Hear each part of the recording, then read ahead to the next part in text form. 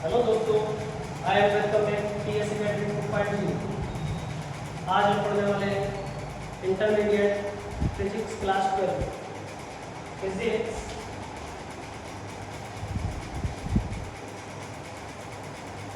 Class 12, जिसकी पहली unit आपकी है इलेक्ट्रोस्टैटिक्स।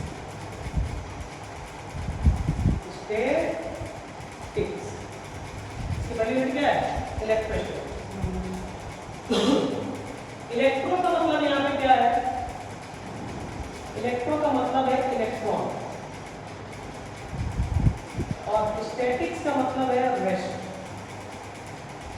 तो वो इलेक्ट्रॉन जो रेस्ट की अवस्था में होते हैं, ठीक है, वो इलेक्ट्रॉन जो रेस्ट की अवस्था में होते हैं क्या कहलाते हैं? इलेक्ट्रोस्टैटिक्स। या विज्ञान की वह शाखा जिसके अंतर्गत हम स्थिर इलेक्ट्रॉन का अध्ययन करते हैं। विज्ञान की वह शाखा जिसके अंतर्गत हम स्थिर इलेक्ट्रॉन का अध्ययन करते हैं क्या कहलाती है? स्थिर वैद्युतिकी कहलाती है। ठीक है, लिखेंगे विज्ञान की वह शाखा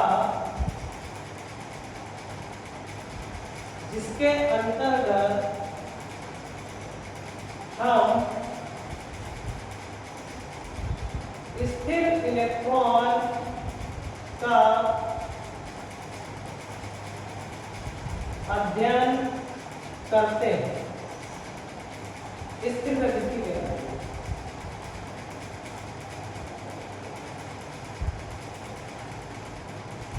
स्थिर वैद्युतिकी कहलाती है। बात समझ में आ रही है? विज्ञान की वह शाखा जिसके अंतर्गत हम स्थिर इलेक्ट्रॉन का अध्ययन करते हैं क्या कहलाती है? स्थिर वैद्युतिकी कहलाती है। ठीक है, अब ये ब्रांच आई कैसे आपके नजर में? क्या क्या कारण थे जिसको आप समझ नहीं पा रहे थे, जिसके कारण आपको फिजिक्स की नई ब्रांच बनानी पड़ी, जिसका नाम दिया इलेक्ट्रोस्टैटिक्स?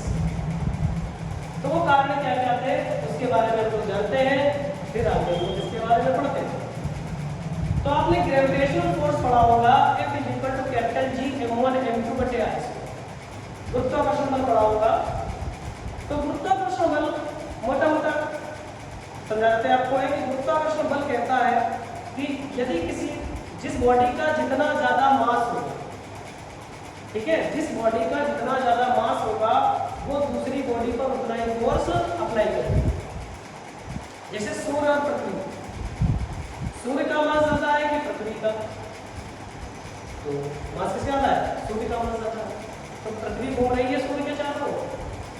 इसी प्रकार पृथ्वी और चंद्रमा, इन दोनों में मास किसका ज्यादा है?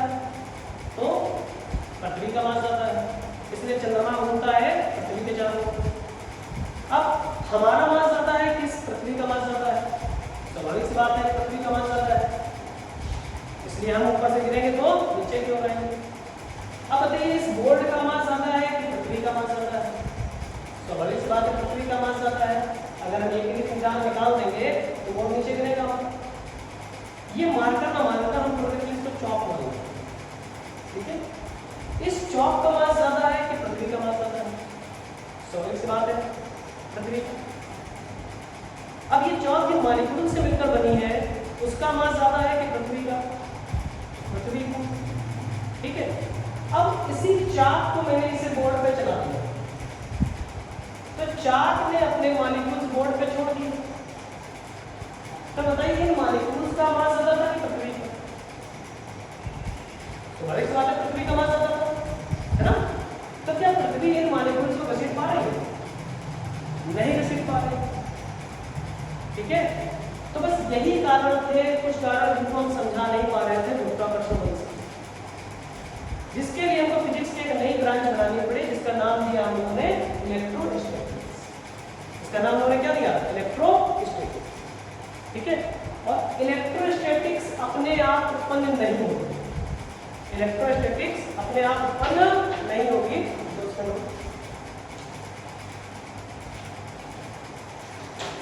इलेक्ट्रोस्टैटिक्स अपने आप उत्पन्न नहीं होगी। इसे उत्पन्न करने के लिए कुछ ना कुछ हमें ऑपरेशन करना पड़ेगा। जैसे अभी मैंने ऑपरेशन किया है, चार्ज को बोर्ड से क्या कर दिया, रगड़ दिया, चार्ज को क्या कर दिया, बोर्ड से रगड़ दिया। ठीक है, तो बात करते हैं सबसे पहले चैप्टर की। जो चैप्टर नंबर 1 है आपका इलेक्ट्रोस्टैटिक्स में, चैप्टर नंबर 1, ठीक है, वैद्युत आवेश तथा क्षेत्र, वैद्युत आवेश तथा क्षेत्र, ये पहला चैप्टर है आपका क्लास 12 फिजिक्स। तो सबसे पहले बात करते हैं वैद्युत आवेश की। किसकी बात करते हैं,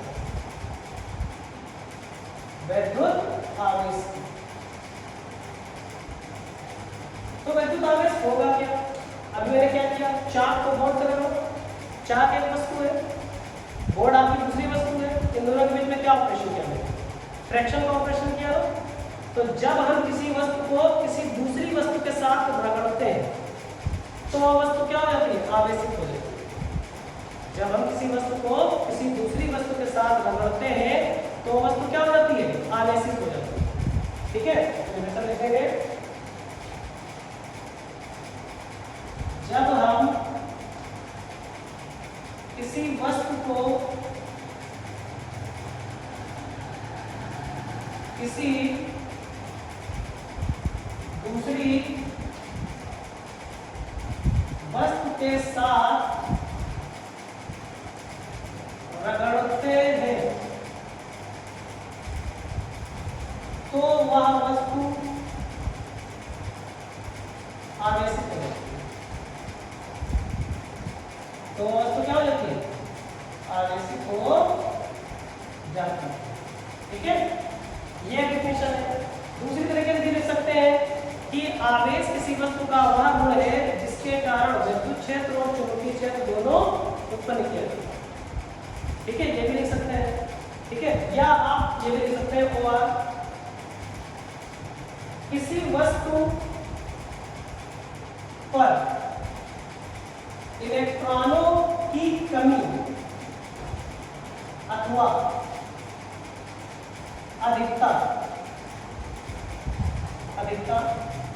आवेश को प्रदर्शित करती है, आवेश को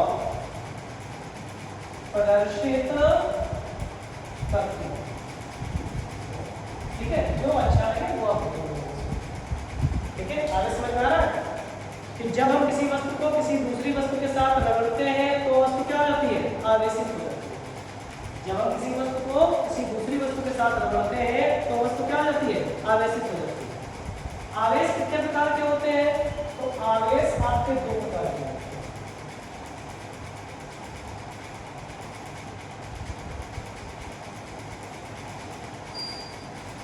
आवेश दो प्रकार के होते हैं। नंबर 1 धन आवेश, जिसे कहते हैं पॉजिटिव चार्ज, और दूसरा आपका ऋण आवेश, इसे बोलते हैं नेगेटिव चार्ज। ठीक है, आवेश कितने प्रकार के, दो प्रकार के, एक आपका धन आवेश, दूसरा आपका ऋण आवेश। ठीक है, तो बात करते हैं धन आवेश।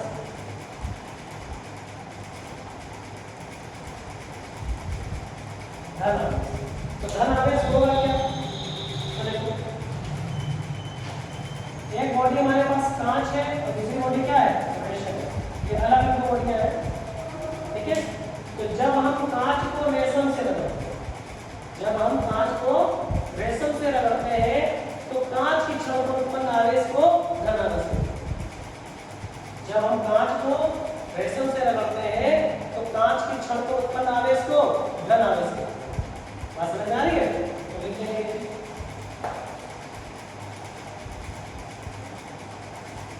जब हम कांच को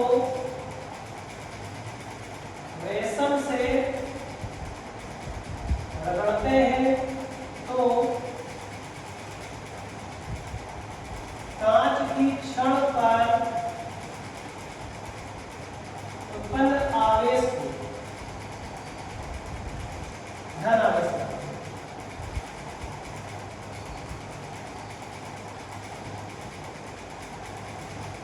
बात समझ में आ रही है? जब हम कांच को रेशम से रगड़ते हैं तो कांच के छड़ को उत्पन्न आवेश को क्या बोलते हैं? धन आवेश बोलते हैं। अब देखो ऋण आवेश क्या है?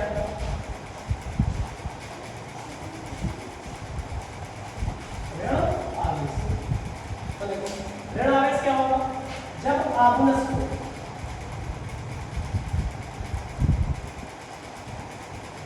बिल्ली की खाल से जब हम आभुनस को बिल्ली की खाल से लगाते हैं तो आभुनस की क्षण पे जो चार्ज जनरेट होगा उसे क्या कहेंगे? ऋण आवेश कहेंगे।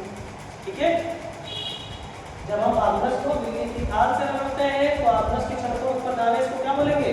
ऋण आवेश कहते हैं। तो लिखेंगे हम लोग जब हम आभुनस को बिल्ली की खाल से रगड़ते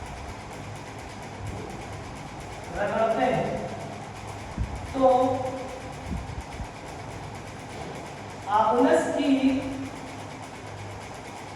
क्षण पर उत्पन्न आवेश को क्या कहते हैं? ऋण आवेश।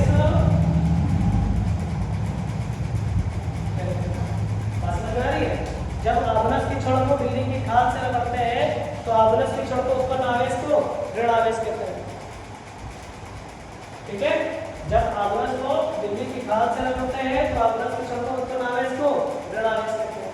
ठीक है, अब देखो अगर हमारे पास दो चार्ज बॉडी है, एक प्लस प्लस की है दूसरी भी प्लस प्लस की, या एक चार्ज माइनस माइनस की है दूसरी माइनस प्लस।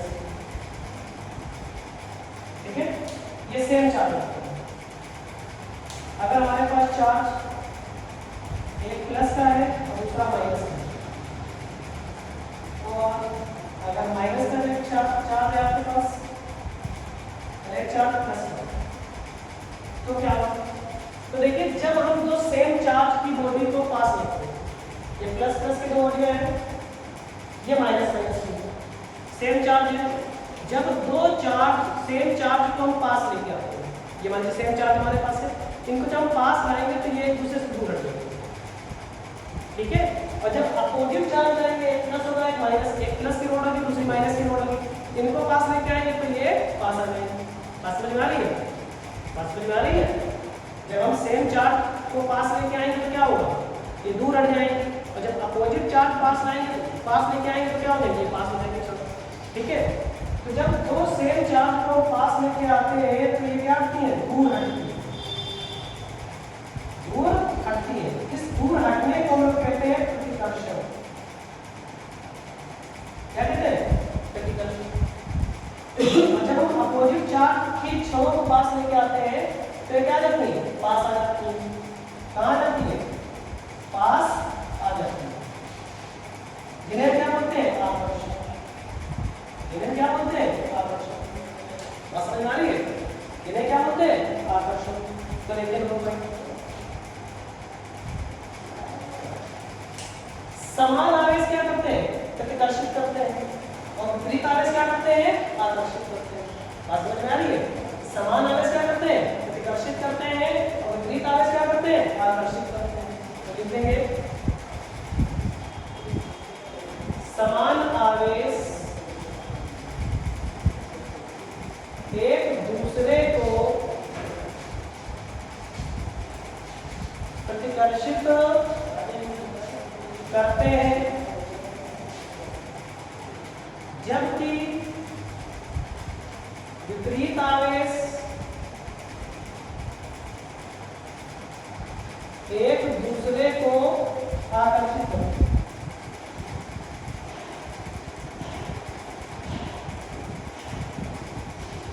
बात समझ आ रही है? कि समान आवेश क्या करते हैं? एक दूसरे को प्रतिकर्षित करते हैं, और विपरीत आवेश क्या करते हैं? आकर्षित करते हैं। समझ आ रही बात? आवेश समझ में आया आपको? आवेश क्या है? जब हम किसी वस्तु को किसी दूसरी वस्तु के साथ क्या करते हैं? रगड़ते हैं, तो वह वस्तु क्या हो जाती है? आवेशित हो जाती है। ठीक है, जब हम किसी वस्तु को किसी दूसरी वस्तु के साथ रगड़ते हैं तो वस्तु क्या हो जाती है? आवेशित हो जाती है। आवेश कितने प्रकार के? दो प्रकार के, धन आवेश और ऋण आवेश। धन आवेश क्या होगा, जब हम कांच को रेशम से रगड़ते हैं तो कांच के छड़ पर उत्पन्न आवेश को क्या बोलते हैं, धन आवेश बोलते हैं। और जब आभनस को बिजली की खाल से रगड़ते हैं तो आभनस के छड़ पर उत्पन्न आवेश को क्या बोलते हैं, ऋण आवेश बोलते हैं। ठीक है, समान आवेश क्या करते हैं, एक दूसरे को प्रतिकर्षित करते हैं, और विपरीत आवेश क्या करते हैं, आकर्षित करते हैं। बात समझ में आ गई इतनी बात? ठीक, अब देखेंगे यानी क्वांटीकरण। क्वांटीकरण या परमाणुकरण, क्वांटीकरण या परमाणुकरण। ये क्वांटीकरण परमाणुकता है क्या आप इलेक्ट्रॉन को देख सकते हैं? नहीं देख सकते। और जब देख नहीं सकते तो क्या विभाजित कर सकते हो? नहीं कर सकते। जैसे मान लीजिए कोई हमारे पास गोली है, इसको हम या तो एक इलेक्ट्रॉन दे सकते हैं, या तो दो इलेक्ट्रॉन दे सकते हैं, या तो तीन इलेक्ट्रॉन दे सकते हैं, या तो चार इलेक्ट्रॉन दे सकते हैं। ऐसा नहीं हो सकता कि इसको आधा इलेक्ट्रॉन दे दिया, इसको 2.5 इलेक्ट्रॉन दे दिया, इसको 3.5 इलेक्ट्रॉन दे दिया, ये नहीं हो सकता। ठीक है, ये नहीं हो सकता। तो क्या डिफिनेशन होगी कि इलेक्ट्रॉन को हम अनिश्चित रूप से विभाजित नहीं कर सकते। इलेक्ट्रॉन को हम अनिश्चित रूप से विभाजित नहीं कर सकते। इलेक्ट्रॉन के इसी गुण को क्या कहते हैं, क्वांटीकरण। बात समझ आ रही है? तो कोई भी वस्तु है उसको या तो एक इलेक्ट्रॉन देंगे, या तो दो इलेक्ट्रॉन देंगे, या तो तीन इलेक्ट्रॉन देंगे, या तो चार इलेक्ट्रॉन देंगे। ठीक है, ऐसा नहीं किसी को आधा दे दिया, किसी को पौने दे दिया, किसी को पौने दे दिया, ये नहीं हो सकता। ठीक है, क्योंकि इलेक्ट्रॉन को देख ही नहीं सकते। अगर देख नहीं सकते तो उसको हम क्या काट लेंगे, नहीं काट पाएंगे। जैसे फॉर एग्जाम्पल रेत के आप को देख सकते हैं नहीं, और देख भी लेंगे तो उसको आप क्या काट लेंगे, आधा कर लेंगे, उसको नहीं कर सकते। बात समझ आ रही है? तो डिफिनेशन आपकी क्या है, इलेक्ट्रॉन को हम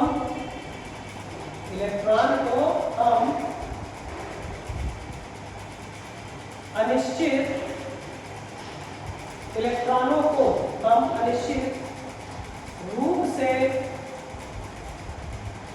विभाजित नहीं कर सकते।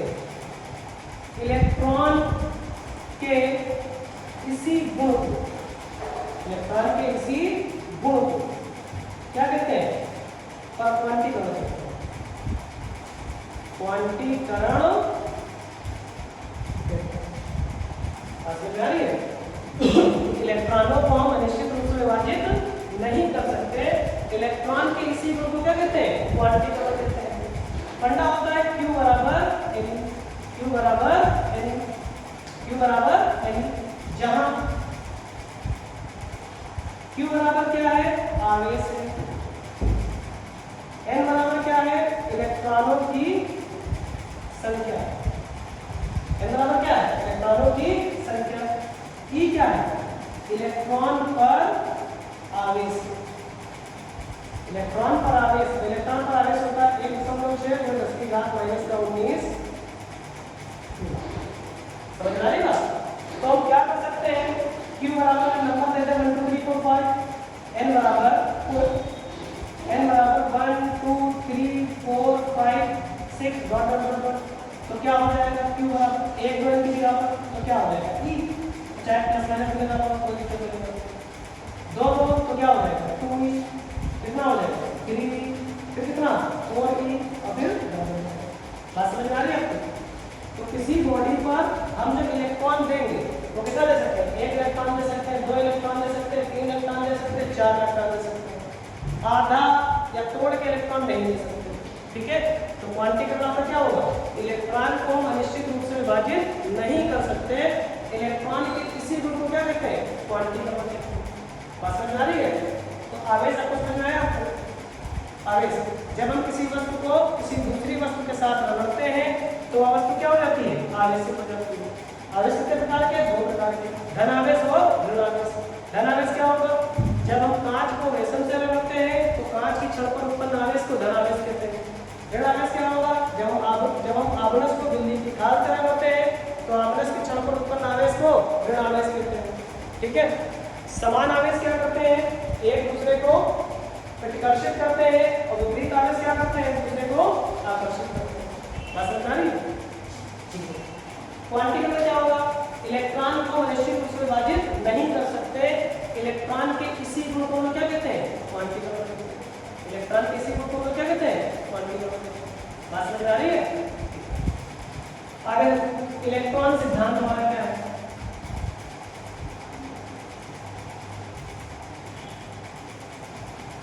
इलेक्ट्रॉन सिद्धांत। इलेक्ट्रॉन सिद्धांत क्या है, तो आप जानते होंगे कि प्रत्येक परमाणु छोटे छोटे अणुओं से मिलकर बना होता है। प्रत्येक परमाणु छोटे छोटे अणुओं से मिलकर बना होता है। किसने बताया था, डाल्टन ने बताया था। ठीक है, कि प्रत्येक परमाणु छोटे छोटे अणुओं से मिलकर बना होता है, जिसे हम क्या कहते हैं, परमाणु कहते हैं। जिसे हम क्या कहते हैं, परमाणु कहते हैं। जैसे आपने लड्डू देखा है, लड्डू कैसे मिलकर बना होता है, छोटी छोटी बूंदियों से मिलकर बना होता है ना। तो जो छोटी छोटी बूंदी है ये हमारी क्या है, अणु, और लड्डू हमारा क्या है, परमाणु एक तरीके का है नहीं, मान लेते हो, मान लिया ना लड्डू क्या है, परमाणु एग्जाम्पल लेते हो। ठीक है, तो वैसे ही जो प्रत्येक परमाणु होता है वो छोटे छोटे अणुओं से मिलकर बना होता है, और प्रत्येक परमाणु में जो बीच का भारी भाग होता है ना, ये प्रत्येक परमाणु में बीच का भारी भाग होता है। प्रत्येक परमाणु क्या होता है, बीच का भारी भाग होता है, जिसे हम क्या कहते हैं, नाभिक। जिसे हम क्या कहते हैं, नाभिक कहते हैं। और नाभिक के अंदर क्या होते हैं, प्रोटॉन और न्यूट्रॉन होते हैं। नाभिक के अंदर क्या होते हैं, प्रोटॉन और न्यूट्रॉन होते हैं। प्रोटॉन कैसा होता है, धन आवेशी, और न्यूट्रॉन कैसा होता है, उदासीन होता है। और प्रोटॉन में आवेश कितना होता है, 1.6 × 10⁻⁻⁹ का आवेश होता है। तो जब कूलाम लिखा है ना, ये आवेश का मात्रक होता है। आवेश का मात्रक क्या होता है, कूलाम, एमकेएस। सीजीएस में क्या होगा, स्टेट में। सीजीएस में क्या होगा, स्टेट में। बात समझ में आ रही है?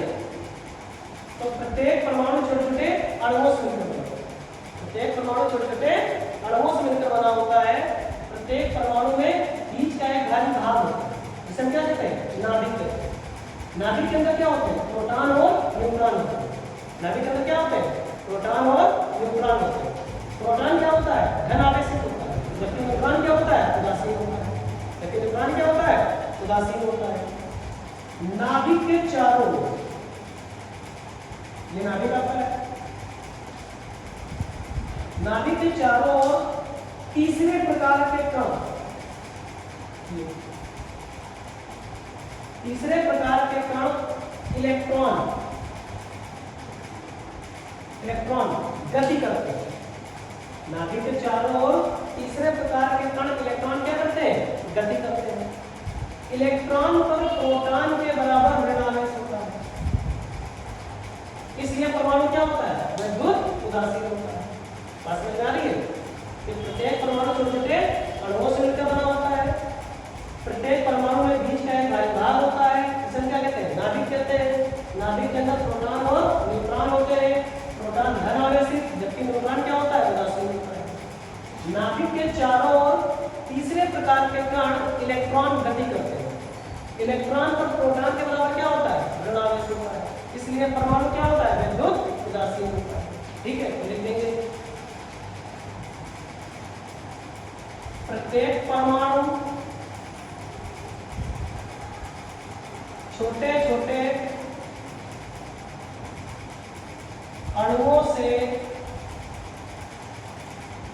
मिलकर बना होता है। प्रत्येक परमाणु में बीच का एक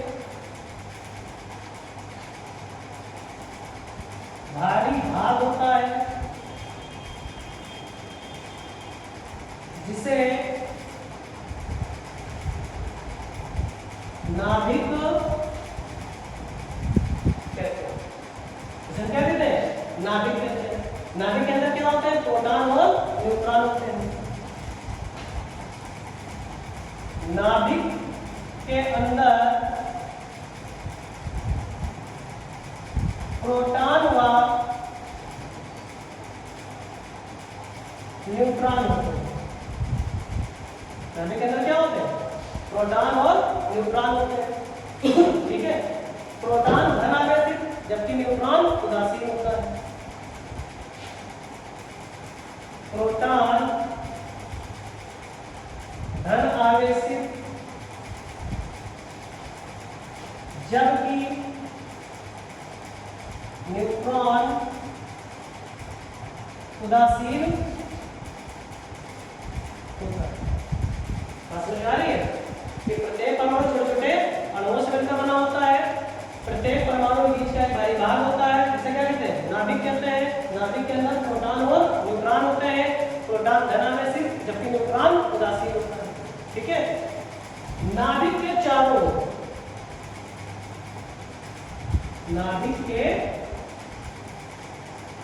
ओर तीसरे प्रकार के कण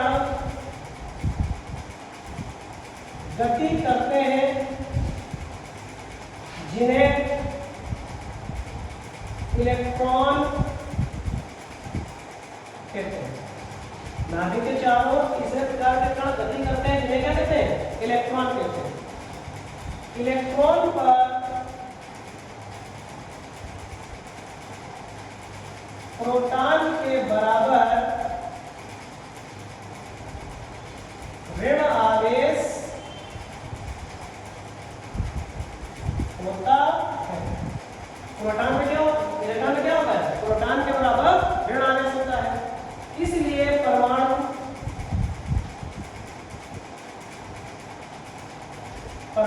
वैद्युत उदासीन होता है। वैद्युत उदासीन होता है। बात समझ में आ रही है? तो इसका बोल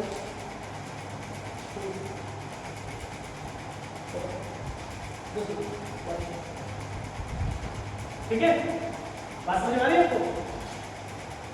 इलेक्ट्रॉन का समझ में आया आपको कि प्रत्येक परमाणु छोटे छोटे अणुओं से मिलकर बना होता है। प्रत्येक परमाणु में बीच का एक भारी भाग होता है, इसे क्या कहते हैं? नाभिक कहते हैं। नाभिक के अंदर प्रोटॉन और न्यूट्रॉन होते हैं। प्रोटॉन धन आवेशित जबकि न्यूट्रॉन उदासीन होता है। नाभिक के चारों ओर तीसरे प्रकार के कण इलेक्ट्रॉन गति करते हैं। इलेक्ट्रॉन पर प्रोटॉन के बराबर ऋण आवेश होता है। इसलिए परमाणु क्या होता है? विद्युत उदासीन होता है। बात समझ में आ रही है आपको? क्या आपको इलेक्ट्रॉन सिद्धांत समझ में आया आपको? क्या आपको इलेक्ट्रॉन सिद्धांत समझ में आया?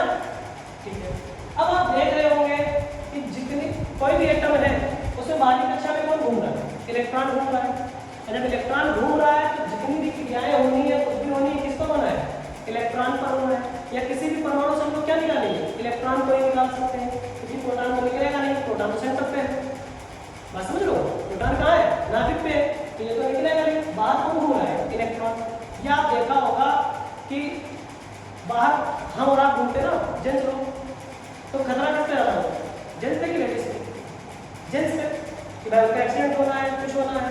ठीक है, तो जो बाहर निकलेगा उस पर ही रिस्क ज्यादा है। तो वैसे ही इलेक्ट्रॉन बाहर घूम रहा है।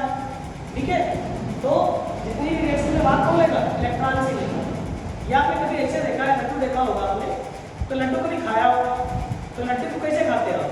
सीधे चीर के पूरा सेंटर खा जाते हैं उसका? पहले लड्डू को ऐसे चीर के क्या पूरा उसका सेंटर खा जाते हैं? नहीं खाते। लड्डू पहले खाएंगे ऊपर का हिस्सा, तो ऊपर कौन है? इलेक्ट्रॉन। उसके बाद सेंटर की बारी आएगी। बात समझ लो? ठीक है, अब देखो नोट पॉइंट। अगर कोई वस्तु हमारे पास है, जैसे मान लो सोडियम। सोडियम कितने नंबर पे? 11 नंबर। सोडियम कितने नंबर पे? 11 नंबर। इसमें कितने इलेक्ट्रॉन होंगे? 11 इलेक्ट्रॉन होंगे, 11 प्रोटॉन होंगे। किसके अकॉर्डिंग? इलेक्ट्रॉन सिद्धांत के अकॉर्डिंग।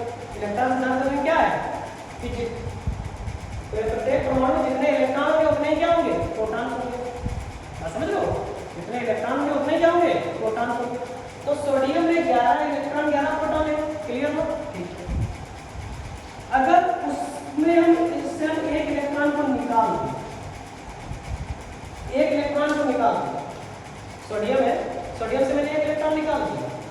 सोडियम तो सोडियम ही तो बचेगा ना। तो जब इलेक्ट्रॉन निकाल दिया तो इलेक्ट्रॉन कितने बचे इसके पास? 10 और प्रोटॉन कितने थे? 11। तो इसको लिख सकते हैं 10 प्रोटॉन और प्लस प्रोटॉन। देख सकते हैं नहीं 10 11 हो गए नहीं हो गए? तो देखो ये 10 मिलके क्या बना लेंगे? कोवैलेंट बॉन्ड बना लेंगे। एक दूसरे के क्या बनाएंगे? कोवैलेंट बॉन्ड बना लेंगे। घूमेगा कौन? जो प्रोटॉन फ्री है। और प्रोटॉन का चार्ज कैसा होता है? पॉजिटिव। प्रोटॉन का चार्ज कैसा होता है? पॉजिटिव। तो सोडियम का कैसा आ जाएगा? प्लस। तो क्या हम लोग लिख सकते हैं कि किसी वस्तु पर जब हम किसी वस्तु से इलेक्ट्रॉन को निकाल देते हैं, इलेक्ट्रॉन निकाल लें, जब हम किसी वस्तु से इलेक्ट्रॉन को निकालते हैं तो वस्तु कैसे हो जाती है? धनावेशित हो जाती है। ये भी आप धनावेश की परिभाषा कर सकते हैं, पॉजिटिव चार्ज। ठीक है, किसी वस्तु से जब हम इलेक्ट्रॉन को निकालते हैं तो वस्तु कैसे हो जाती है? पॉजिटिव हो जाती है। बात समझ में आ रही है? जब हम किसी वस्तु से इलेक्ट्रॉन को निकालते हैं तो वस्तु कैसे हो जाती है? पॉजिटिव हो जाती है। बात समझ में आ रही है? नेचर है, आपको न्यूमेरिकल में बहुत आते हैं पॉइंट्स से। या इसको दूसरी तरीके से कह सकते हैं हम, इलेक्ट्रॉन कितने थे? 11, बचे कितने? 10। कमी हुई कि बढ़ोतरी हुई? अरे लेस देन हुए कि मोर देन हुए? भाई लेस देन हुए, कमी हुई ना। 11 इलेक्ट्रॉन के बचे इधर कितने? 10, एक एटम कम हो गया ना। तो किसी वस्तु पर इलेक्ट्रॉनों की कमी, किसी वस्तु पर इलेक्ट्रॉनों की कमी धन आवेश को प्रदर्शित करता है। किसी वस्तु पर इलेक्ट्रॉनों की कमी क्या प्रदर्शित करता है? धन आवेश को प्रदर्शित करता है। तो देख लेंगे हम लोग, जब हम किसी वस्तु से इलेक्ट्रॉन को निकालते हैं तो वह वस्तु धनावेशित हो जाती है। इस धनावेशित का वर्णन करेंगे। ठीक है, इसको दूसरी भाषा में लिख सकते हैं। क्या लिखें? किसी वस्तु पर इलेक्ट्रॉनों की कमी, किसी वस्तु पर इलेक्ट्रॉनों की कमी धन आवेश को प्रदर्शित करती है। बात समझ आ रही है? अब इस कमी वाले पॉइंट पर हम चलेंगे। इस कमी वाले पॉइंट अगर कहीं न्यूमेरिकल्स में आपको कमी लिखा मिल जाए, ठीक है, तो उसका नेचर कैसा होगा? धनावेश। बात समझ आ रही है? किसी वस्तु पर जब हम किसी वस्तु से इलेक्ट्रॉन को निकाल देते हैं तो वस्तु कैसे हो जाती है? धनावेशित हो जाती है। जब हम किसी वस्तु से इलेक्ट्रॉन क्या करेंगे? निकाल देंगे तो वस्तु कैसे हो जाएगी? धनावेशित हो जाएगी। या किसी वस्तु पर इलेक्ट्रॉनों की कमी क्या प्रदर्शित करेगा? धनावेश को प्रदर्शित करेगा। बात समझ में आ रही है? देखिए नोट पॉइंट,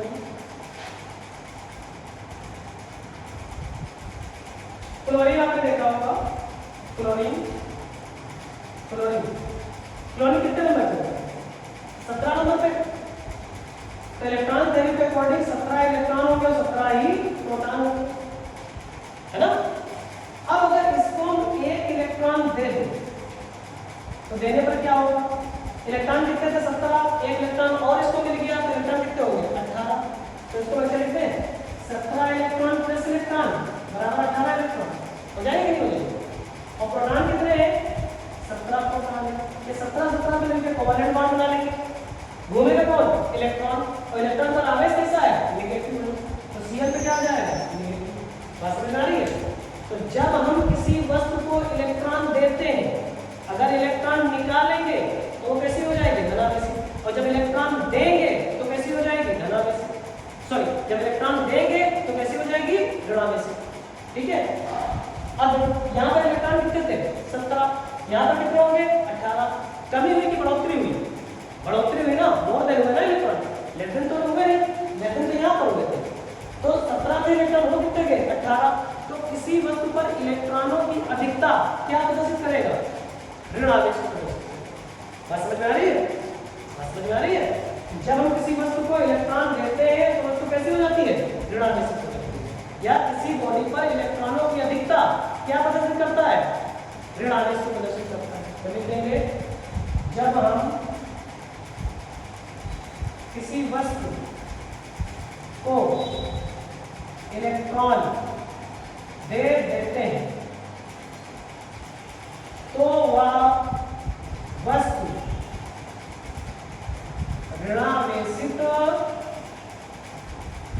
हो जाती है,